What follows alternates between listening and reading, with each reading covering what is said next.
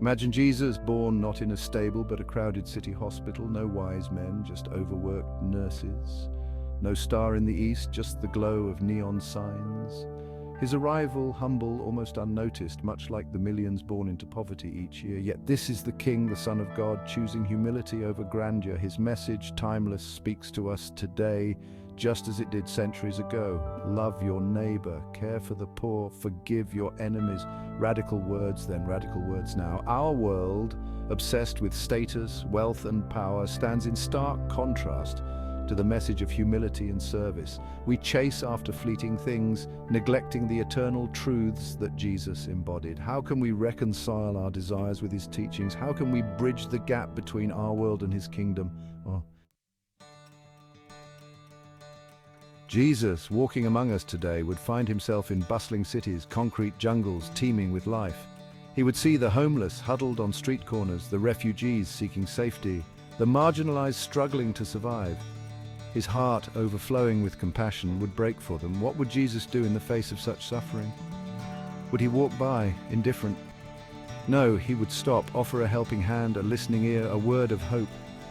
He would see not their circumstances, but their humanity, their worth as children of God. We, his followers, are called to do the same, to see Christ in the faces of the suffering, to offer our time, our resources, our love, to be the hands and feet of Jesus in a world desperately in need of his touch.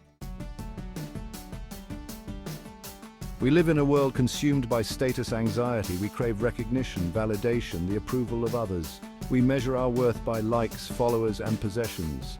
This pursuit, endless and ultimately empty, leaves us feeling inadequate, never enough. Jesus, in his earthly ministry, challenged societal norms. He elevated the lowly. He embraced the outcast. He redefined greatness, not by wealth or power, but by humility and service. His kingdom, not of this world, offers a different path, a different perspective. His kingdom values love over power, service over self-promotion. It calls us to lay down our anxieties, our need for approval, and find our true worth in him. To find freedom from the relentless pursuit of status and discover the joy of living in service to others. Section 4. Building bridges, not walls. Fear and division permeate our world. We build walls, both physical and metaphorical, separating ourselves from those we perceive as different. We retreat into our echo chambers, reinforcing our own biases, fueling prejudice and distrust. Jesus, the bridge between God and humanity, calls us to tear down these walls, to build bridges of understanding, empathy, and love, to reach out to those different from us, to listen to their stories, to see the world through their eyes, to embrace diversity, not as a threat, but as a source of richness and strength, to recognize our shared humanity, our interconnectedness, to build communities of inclusion where everyone feels valued, respected, and loved. Section 5. The ripple effect of grace. One act of kindness, however small, can have a ripple effect. A smile, a helping hand, a listening ear can brighten someone's day, restore their faith in humanity. These seemingly insignificant actions can plant seeds of hope, sparking a chain reaction of compassion. Jesus, in his ministry, demonstrated the power of grace. He touched lives, healed bodies, and offered forgiveness, transforming individuals and communities. His love, radical and unconditional, had a ripple effect, spreading outwards, touching countless lives. We too can be agents of grace.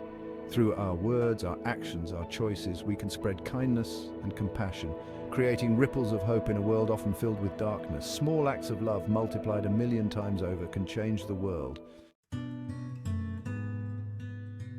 Section 6. Our daily bread. Our lives, often filled with busyness and distractions, can easily lose sight of what truly matters. We get caught up in our own pursuits, neglecting the needs of others, forgetting the importance of connection, compassion, and service. Jesus, in his teachings, emphasized the importance of daily bread, not just physical sustenance, but spiritual nourishment. He taught us to pray, "Give us this day our daily bread," acknowledging our dependence on God for all things. This daily bread includes the bread of compassion, the bread of forgiveness, the bread of love. It is the sustenance we need to live out his teachings, to love our neighbors, to care for the poor, to be peacemakers in a world of conflict.